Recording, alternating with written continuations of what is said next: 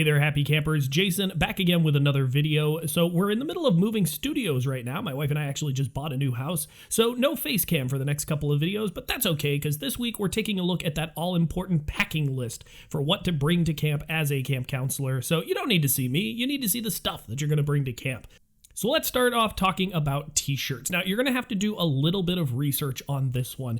If the camp that you're working at is one that is going to provide you with staff shirts that they expect you to wear every single day of programming, then you're really only going to need shirts to cover you on your days off and probably something to sleep in at night. And for that, I'd recommend usually about 4 t-shirts will be enough to get you through the summer.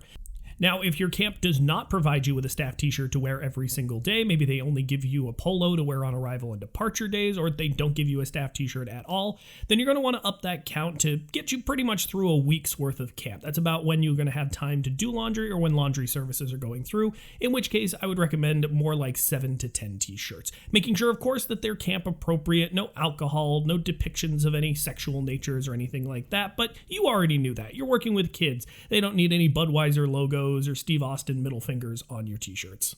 Moving on now, let's talk about shorts. Now, this is going to vary from person to person, whether or not you're somebody who enjoys the casual walking around khaki type shorts or the athletic sports shorts. Now, whichever one you decide you're more comfortable wearing every single day, or maybe it depends on which activity area you're going to be running, you are going to want to bring both of them to camp. My recommendation is to bring 6 pairs of shorts overall, and then to split them 4 and 2 between those 2 types of sets. You are going to want at least 1 pair of each, though.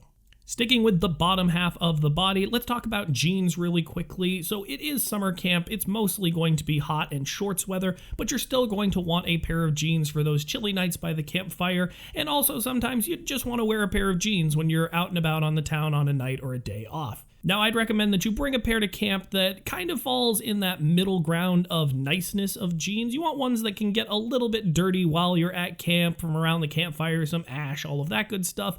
But you don't want a pair that's so ratty and beat up that you don't want to wear it on either a night or a day off. And of course, if you're someone like me that has a really hard time getting jeans to stay up on their body, go ahead and throw in a belt as well.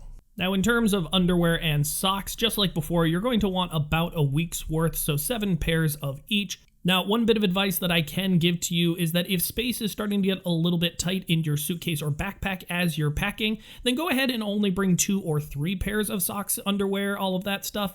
And then make sure that early on during orientation, you're taking a trip to Walmart and just buy yourself a 12-pack of these that'll last you through the summer.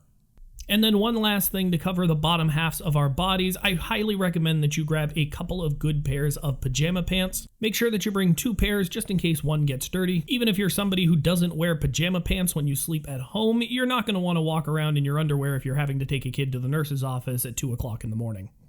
Next up, you are going to want a pair of long sleeve shirts. For me, that takes the form of flannel shirts. However, you can choose a long sleeve t-shirt instead. You just want to make sure that you have some type of option to keep your top half warm while not necessarily being a sweatshirt.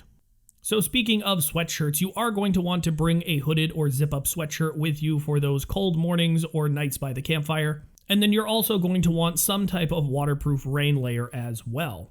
Now, the 2 items that I chose for these examples highlight a very important point, and that is if you've been to another camp previously that's not the one that you're going to for this summer, try and avoid bringing other camps' gear with you to your camp. Now, camp-branded sweatshirts and rain jackets are really, really awesome and popular items to buy, so if your camp does have a camp store, I highly recommend them. They're awesome to wear when you get back to school, but it's probably not the best idea to advertise a different camp while you're working at one this summer. Next up, you're of course going to want a bathing suit. I actually recommend bringing 2 of them so that you can cycle between one being wet and one being dry. I happen to only own 1 bathing suit right now, and bonus points for the more ridiculous of a pattern that you can bring with you.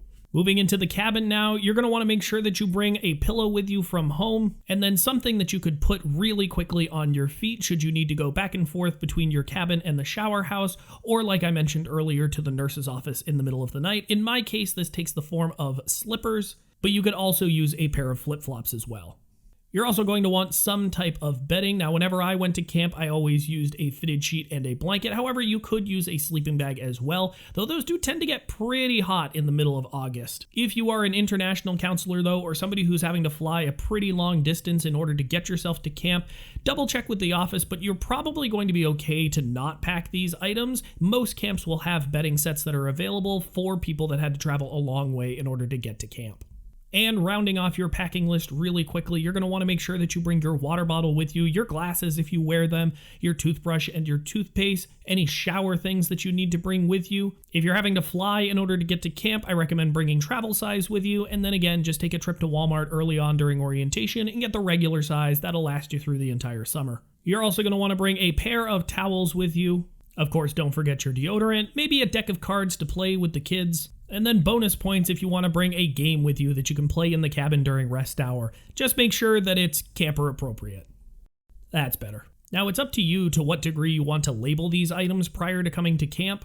I would say that most of your clothing items are probably going to be okay if you don't have your name on them. Though a couple of things that I would recommend labeling: if you are going to buy a camp sweatshirt and other people are going to possibly have it in that same size, go ahead and throw your initials on the tag with a Sharpie. And then I would also recommend that you throw your initials on the inside of your pillowcase and also on your towels. Now, in terms of packing everything up to go to camp, you really have two options. You can either use a suitcase or a backpack. Each of these items come with their own pros and cons. Suitcases tend to hold a lot more stuff, and to be honest, you would probably bring one to camp that's bigger than the one that I'm showing in this example. However, one downside to suitcases is that they tend to have wheels on them, and those wheels are not very good at navigating the hills and roots and rocks that it takes to get to your cabin once you arrive at camp. And then depending on your sleeping setup, it can sometimes be difficult to fit your suitcase underneath your bed at camp. Backpacks, on the other hand, are far more lightweight and portable. You can't pack nearly as much stuff in them, I find, as a suitcase. Depends on the backpack that you get. You can be surprised how much stuff you can fit in there. And if you're somebody who plans on doing a lot of traveling after camp, then that's going to allow you a lot more flexibility. Now, for me personally, I tended to use either a backpack or a rucksack when I packed to go to camp as a counselor, but you really can't go wrong either way. It just comes down to personal preference. But either way, just make sure that you're getting something that is big enough to hold all of your stuff, plus a little bit extra, because you will bring home more stuff at the end of the summer. All right, friends, that's going to do it for this week's video. Thank you very much for watching. Be sure to tune in next week where I'll be showing you all of the highlights from the American Camp Association's National Conference in Portland, Oregon. So make sure you're hitting that subscribe button so that you can stay up to date on all the latest videos. And if you're not already, make sure that you follow us on Instagram at Complete Camp Counselor. That's going to do it for us for this week. All right, campers,